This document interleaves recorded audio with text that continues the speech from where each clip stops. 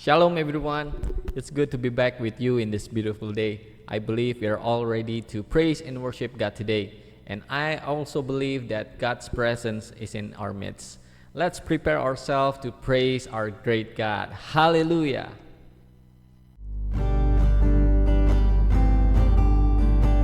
Let's sing this praise together. All our praise and glory only unto you, O Lord. You alone are worthy to be praised. We have come together to magnify your name. Hallelujah. All praise, all our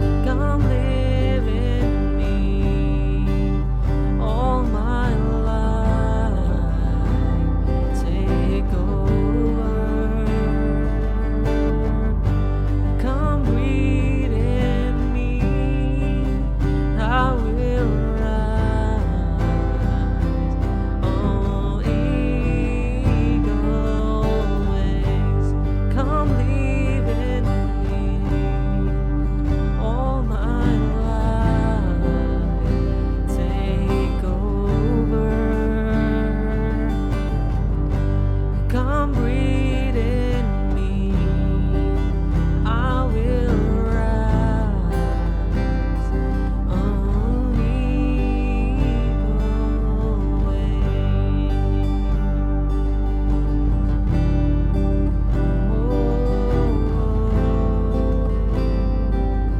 Come live in me, come live in me, Lord.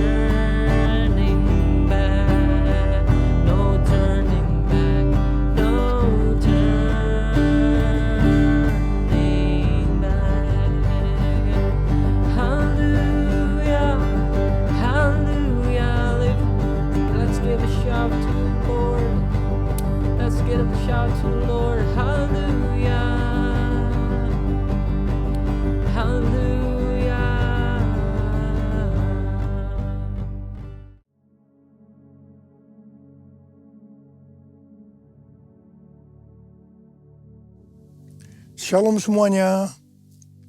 Yeremia 9 ayat 23 dan 24 berkata, beginilah firman Tuhan, janganlah orang bijaksana bermegah atas kebijaksanaannya. Janganlah orang kuat bermegah atas kekuatannya. Janganlah orang kaya bermegah atas kekayaannya. Namun siapa yang mau bermegah, baiklah ia bermegah atas hal ini, bahwa ia memahami dan mengenal aku, bahwa akulah Tuhan yang menunjukkan kasih setia, keadilan, dan kebenaran di bumi. Sungguh, semuanya itu kusukai. Demikianlah firman Tuhan. Ada berapa banyak di antara saudara yang mau menyenangkan hati Tuhan? Mari katakan bersama saya, menyenangkanmu, senangkanmu, hanya itu kerinduanku. Menyenangkanmu, senangkan hatimu, hanya itu kerinduanku. Hanya itu kerinduanku. Hanya itu kerinduanku.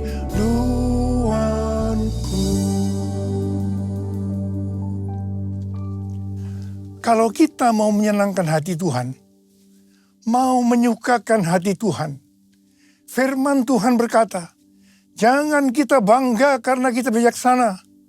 Jangan kita bangga karena kita kuat. Jangan kita bangga karena kita kaya. Tetapi kalau mau bangga, banggalah dan bersukacitalah karena kita mengenal Dia dan memahami Dia. Dialah Allah yang setia, Allah yang adil, dan Allah yang benar. Semua nilai dunia ini akan hilang maknanya bila dibandingkan dengan pengenalan akan Allah. Kita harus terus mengenal Dia lebih dalam lagi. Artinya hubungan kita dengan Tuhan adalah hal yang intim. Ini pesan Tuhan yang kuat dalam menyelesaikan amanat agung tahun 2033. Selain itu, sesuai dengan kesimpulan Kongres Lausanne di Seoul tahun 2024 yang lalu, kita diingatkan, let the church declare and display Christ together. Gereja harus declare dan display Christ bersama-sama. Declare Christ atau mendeklarasikan, memberitakan Tuhan Yesus. Siapa pribadi Yesus Kristus? Kasih-Nya, anugerah-Nya, dan perbuatan-perbuatannya kepada seluruh umat manusia. Jesus for everyone. Display Christ atau menampilkan Kristus dalam kehidupan kita. Hidup seperti Kristus, mewujudkan sifatnya, karakternya, ajarannya. Kita harus menjadi garam dan terang. Hidup yang berprestasi, hidup yang berbuah, hidup yang menjadi berkat. Dengan cara ini, maka kita akan disebut murid Kristus. Dan mereka yang melihat kita akan memuliakan Bapa di sorga. Roma 14 ayat 17 dan 18 berkata, sebab kerajaan Allah bukanlah soal makanan dan minuman, tetapi soal kebenaran, damai sejahtera, dan sukacita dalam Roh Kudus. Sebab siapa saja yang melayani Kristus dengan cara ini, ia menyenangkan hati Allah dan dihormati oleh manusia. Kita diingatkan, dalam melayani Tuhan harus berfokus kepada kebenaran, damai sejahtera, dan sukacita dalam Roh Kudus. Melayani Tuhan bukan memprioritaskan hal-hal yang duniawi. Kalau kita melakukan ini, maka akan menyenangkan hati Tuhan dan dihormati manusia. Kolose 3 ayat 1 sampai dengan 4 berkata, karena itu, apabila kamu dibangkitkan bersama dengan Kristus, carilah hal-hal yang di atas, di mana Kristus ada, duduk di sebelah kanan Allah. Pikirkanlah hal-hal yang di atas, bukan yang di bumi. Sebab kamu telah mati dan hidupmu tersembunyi bersama dengan Kristus di dalam Allah. Apabila Kristus yang adalah hidup kamu tampak kelak, kamu pun akan tampak bersama dengan Dia dalam kemuliaan.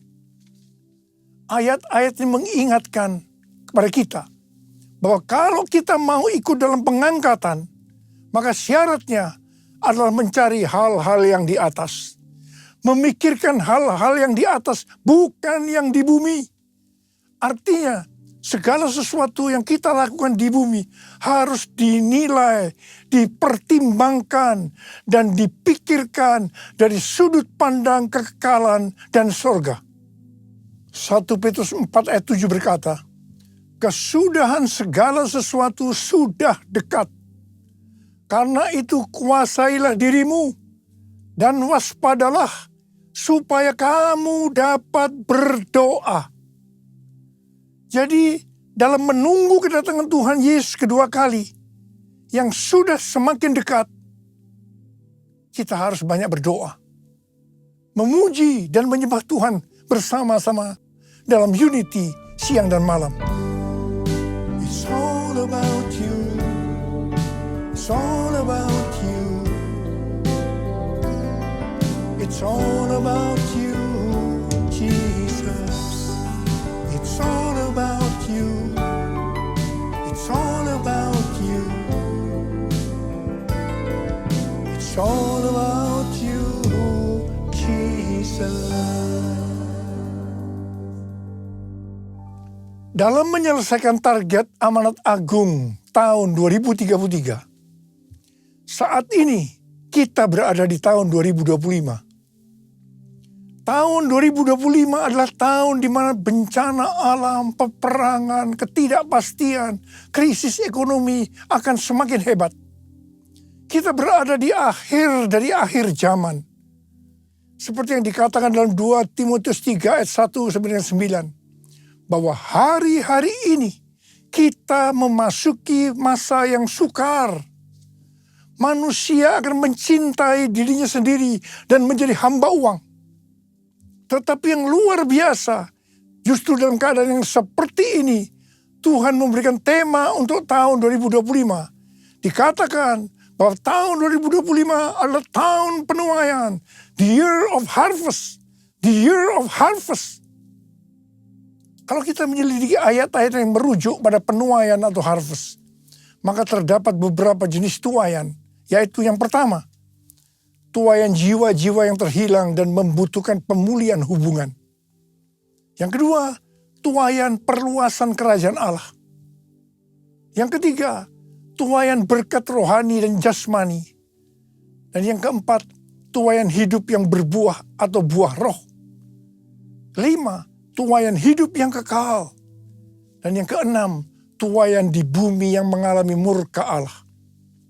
Saya percaya tahun 2025 Tuhan akan banyak berbicara tentang penuaian, yaitu seperti yang sudah disebutkan di atas. Mengenai penuaian jiwa-jiwa, kita sedang berada dalam masa penuaian jiwa yang terbesar dan yang terakhir sebelum Tuhan Yesus datang kembali. Roh Kudus, Pentakosta ketiga sedang bergerak ke seluruh dunia. Harvest now, Jesus for everyone. Harvest now, Jesus for everyone.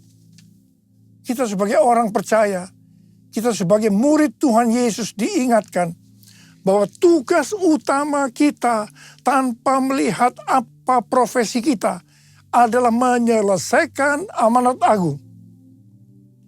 Hari-hari ini Tuhan selalu mengingatkan kepada kita tentang tahun 2033. Apa sebenarnya yang terjadi pada tahun 2033? Sebenarnya tahun 2033 adalah peringatan yang ke-2000 tahun kematian, kebangkitan, kenaikan Tuhan Yesus ke sorga. Tahun 2033 adalah peringatan yang ke-2000 tahun pencurahan Roh Kudus. Yang berarti hari ulang tahun gereja yang ke-2000 tahun. Tahun 2033 adalah peringatan yang ke-2000 tahun dilakukannya amanat agung. Tetapi pada hari-hari ini, Justru Tuhan mengingatkan kepada gerejanya bahwa Pentakosta tahun 2033, setiap orang, everyone, mendapat kesempatan berjumpa secara autentik dengan Tuhan Yesus melalui kuasa dan hadirat Roh Kudus. Banyak organisasi-organisasi Kristen, aliran-aliran kekristenan yang bersepakat bahwa target untuk menyelesaikan amanat agung adalah tahun 2033. Matius 24 ayat 14 berkata, dan Injil kerajaan ini akan diberitakan di seluruh dunia menjadi kesaksian bagi semua bangsa. Sesudah itu barulah tiba kesudahannya. Ini adalah salah satu jawaban dari Tuhan Yesus kepada murid-muridnya ketika ditanya, apa tanda kedatanganmu dan tanda kesudahan dunia ini? Ayat ini bisa diartikan, kalau amanat agung sudah selesai, maka sesudah itu baru tiba kesudahannya. Baru setelah itu Tuhan Yesus datang kembali. Kata sesudah itu bisa 1 hari, 1 minggu, 1 bulan, 1 tahun, atau beberapa tahun, tidak ada seorang pun yang tahu. Yang jelas tidak akan lama. Karena Tuhan Yesus berkata, Aku datang segera. Jadi kalau target penyelesaian amanat agung tahun 2033, maka kita harus bersiap-siap karena waktunya sudah singkat. Saya tidak berkata bahwa Tuhan Yesus pasti datang tahun 2033. Ini tidak alkitabiah. Tetapi kalau berkata Tuhan Yesus bisa datang tahun 2033, ini alkitabiah. Karena Tuhan Yesus bisa datang sewaktu-waktu. Rick Warren yang juga percaya bahwa target penyelesaian amanat agung tahun 2033, pada tahun 2007 membentuk kelompok yang bernama Finishing the Task, menyelesaikan amanat agung. Ada 4 hal yang dia lakukan, yaitu yang disebut dengan 4B. B pertama, Bibles. Alkitab diterjemahkan ke semua bahasa. Yang kedua, believers. Memperlengkapi setiap orang percaya agar secara pribadi bisa bersaksi tentang Yesus. Yang ketiga, bodies of Christ. Mengajak gereja-gereja untuk menanam gereja di area yang belum ada gereja. Dan yang keempat, breakthrough prayer. Mengajak setiap orang percaya agar berdoa bagi mereka yang belum percaya. Ini aku, Tuhan, utuslah aku, sampai generasiku diselamatkan.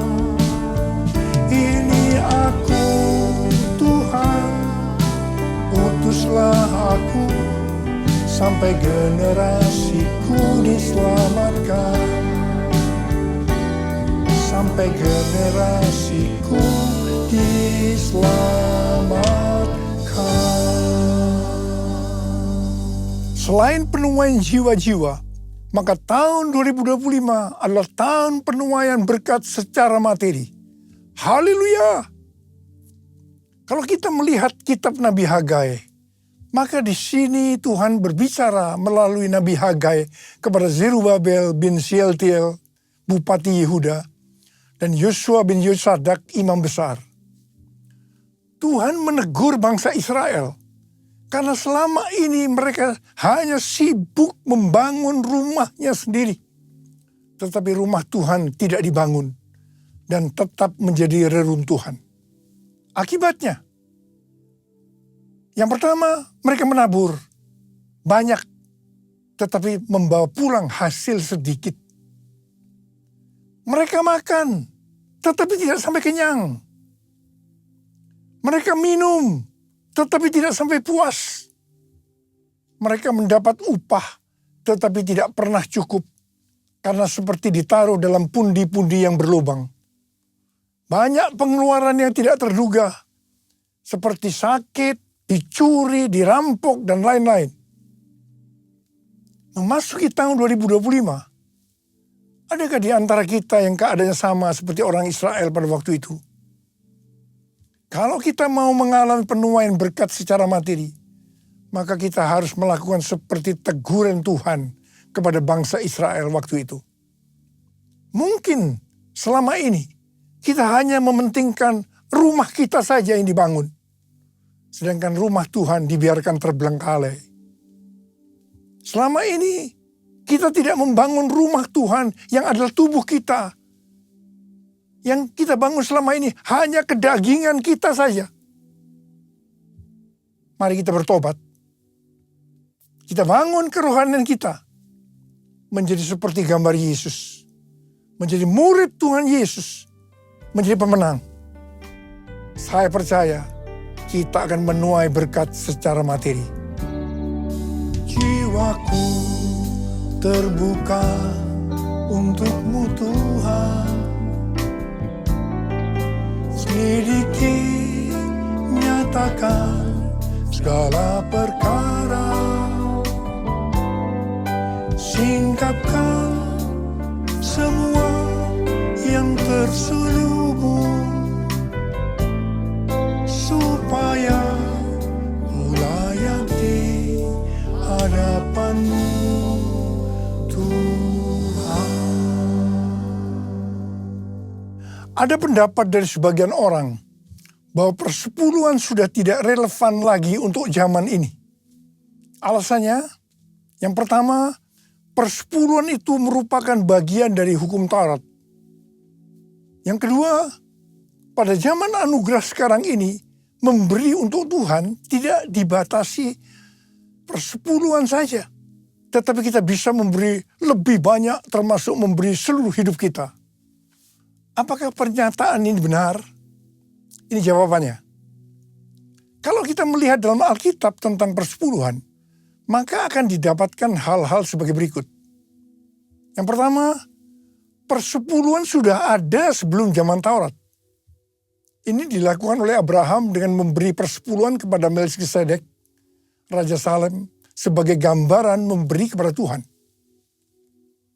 Yang kedua, persepuluhan dalam hukum Taurat diberikan oleh umat Tuhan dari seluruh hasil benih yang tumbuh di ladang.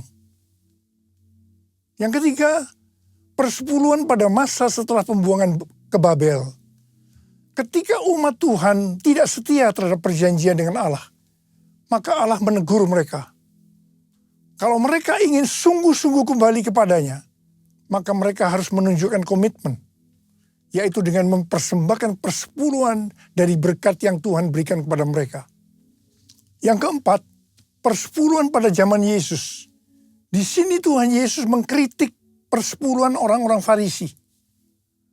Tuhan Yesus tidak menolak praktik persepuluhannya, tetapi Tuhan Yesus menegur mereka karena mengabaikan keadilan, belas kasihan, dan kesetiaan. Tuhan Yesus berkata, yang satu, yaitu persepuluhan, harus dilakukan, dan yang lain, keadilan, belas kasihan, kesetiaan, jangan diabaikan.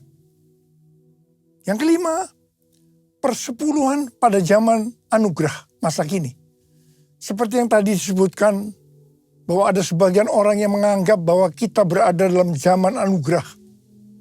Sehingga tidak perlu ada aturan-aturan dalam memberi persembahan seperti persepuluhan. Kita bebas memberi, termasuk mempersembahkan seluruh kehidupan ini. Ini sepertinya baik, tapi tidak benar. Persepuluhan adalah jumlah minimal yang Tuhan minta kepada kita untuk dipersembahkan dari berkat yang Tuhan berikan kepada kita.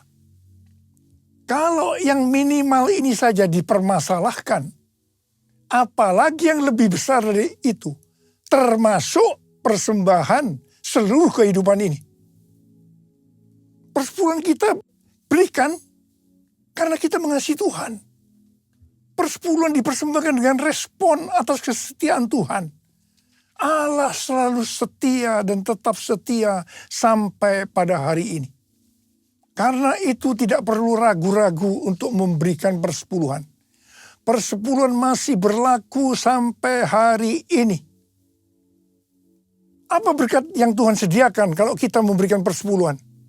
Kita akan baca di Maleakhi 3 ayat 8 sampai dengan 12. Mari kita baca bersama-sama. Bolehkah manusia menipu Allah? Namun kamu menipu aku. Tetapi kamu berkata, dengan cara bagaimanakah kami menipu engkau? Mengenai persembahan, persepuluhan, dan persembahan khusus. Kamu telah kena kutuk, tetapi kamu masih menipu aku. Ya, kamu seluruh bangsa.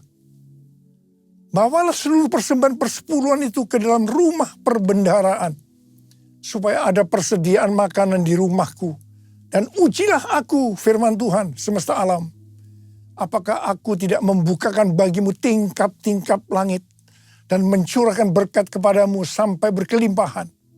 Aku akan menghardik bagimu belalang pelahap, supaya jangan dihabisinya hasil tanahmu, dan supaya jangan pohon anggur di padang tidak berbuah bagimu. Firman Tuhan semesta alam. Maka segala bangsa akan menyebut kamu berbahagia, sebab kamu ini akan menjadi negeri kesukaan. Firman Tuhan semesta alam. Saya mau berdoa buat saudara. Tahun 2025 adalah tahun penuaian berkat secara materi. Ada berapa banyak di antara saudara berkata amin? Saya percaya Tuhan. Angkat tangan saudara. Kita katakan bersama-sama. Aku percaya berkat-Mu atasku melimpah. Kebajikan, kemurahan selalu mengikutiku. Ku puji, ku sembah Kau Tuhan. Ku puji, ku sembah Kau Tuhan. Ku puji, ku sembah Kau Yesus.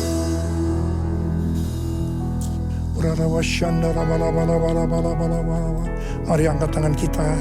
Berbahasa roh, yang sudah berbahasa roh, kita berbahasa roh saat ini.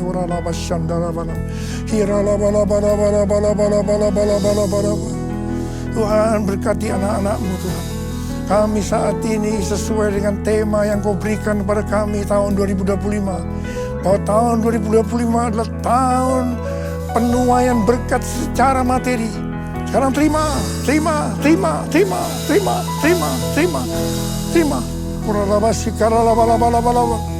kasih Tuhan. Terima kasih. Berkat-Mu melimpah buat anak-anak-Mu. Berkat-Mu melimpah buat mereka. Terima kasih Tuhan. Dalam nama Yesus. Dalam nama Yesus. Haleluya. Amin.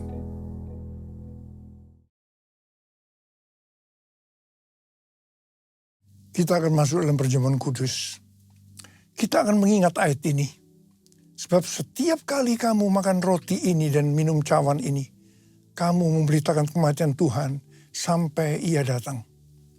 Perjamuan kudus adalah perjamuan Tuhan Yesus sendiri. Setiap kali kita masuk ke dalam perjamuan kudus, Tuhan Yesus selalu berkata, biarlah ini menjadi peringatan akan aku. Karena itu mari, arahkan hati kita kepada kebaikan Tuhan. Mari tundukkan kepala. Bapa, siapakah kami sebelum kami mengenal Engkau? Kami semua orang berdosa, upah dosa adalah maut, mati. Tapi Engkau yang tidak berdosa telah dijadikan dosa oleh karena kami. Engkau harus turun dari sorga mulia, mati ganti kami dengan penderitaan yang luar biasa. Sungguh kalau kami pikirkan betapa baiknya Engkau ya Aba. Engkau jadikan kami sebagai anak-anak-Mu. Engkau berkati, Engkau tuntun, Engkau bela, Engkau sembuhkan, Engkau hajar juga kalau kami salah Tuhan. Itu Engkau ya Aba, itu Engkau ya Aba. Terima kasih, terima kasih. Tuhan akan memberkati kita semua melalui perjamuan kudus. Tapi Tuhan mau kita makan dan minum dengan cara yang benar. Karena itu mari, introspeksi. Lihat keadaan dirimu masing-masing. Jangan menyimpan dosa. Kalau ada dosa yang Tuhan ingatkan, langsung minta ampun. Ampuni saya. Ampuni saya Tuhan. Ampuni saya Tuhan. Ampuni saya. Ampuni. Kau melihat anak-anak-Mu Tuhan saat ini yang menyelesaikan segala sesuatu dengan Tuhan. Berkati, layakkan kami untuk masuk dalam perjamuan kudus. Terima kasih. Kami akan masuk dalam perjamuan kudus dengan hati penuh ucapan syukur dalam nama Yesus. Amin. Mari, angkat roti di tangan kanan kita tinggi-tinggi. Sebab apa yang telah kuteruskan kepadamu telah aku terima dari Tuhan. Yaitu bahwa Tuhan Yesus pada malam waktu ia diserahkan mengambil roti. Dan sesudah itu ia mengucap syukur atasnya. Dia memecah-mecahkannya dan berkata, inilah tubuhku yang diserahkan bagi kamu. Perbuatlah ini menjadi peringatan akan aku. Dan dikasih Tuhan, bukankah roti yang kita pecah-pecahkan ini adalah persekutuan kita dengan tubuh Kristus. Mari kita makan dalam nama Yesus.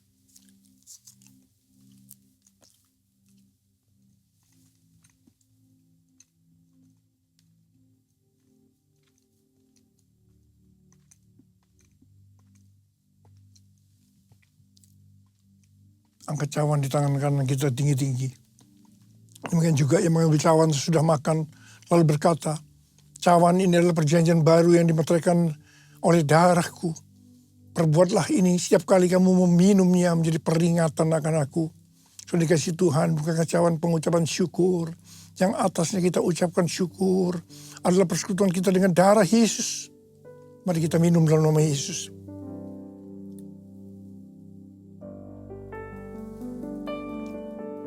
Mari angkat tangan kita, ucapkan syukur. Terima kasih dengan suara, jangan diam. Tuhan terima kasih ya Tuhan. Terima kasih ya Tuhan, terima kasih ya Tuhan. Terima kasih ya Tuhan, terima kasih ya Tuhan. Berkat-Mu melimpah buat kami. Ya Tuhan, terima kasih Tuhan, terima kasih. Tuhan, Kau memberkati anak-anak-Mu, Kau melihat anak-anak-Mu. Kau saat ini Kau sedang menyembuhkan yang sakit, sedang membebaskan yang terikat, menghibur yang susah, menguatkan yang lemah, memberikan pengharapan-pengharapan yang baru bagi yang datang dengan keadaan putus pengharapan. Tuhan, terima kasih. Terima kasih. Terima kasih Yesusku. Terima kasih Yesusku. Puji syukur hanya bagi Tuhanku. Terima kasih Yesusku. Terima kasih Yesusku. Puji syukur hanya bagi Tuhanku. Terima kasih Yesusku. Terima kasih Yesusku. Puji syukur hanya bagi Tuhanku. Terima kasih Yesusku. Terima kasih Yesusku. Puji syukur hanya bagi Tuhanku. Puji syukur hanya bagi Tuhanku. Puji syukur hanya bagi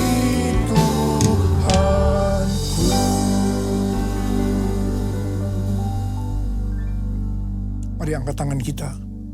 Terimalah berkat Tuhan. Kasih karunia yang berlimpah-limpah daripada Allah Bapa di dalam Anak yang tunggal Yesus Kristus. Persekutuan yang manis dengan Roh Kudus menyertai kita semua. Mulai hari ini sampai Tuhan datang menjemput kita di awan-awan dan bahkan sampai selama-lamanya. Yang percaya bersama-sama katakan amin.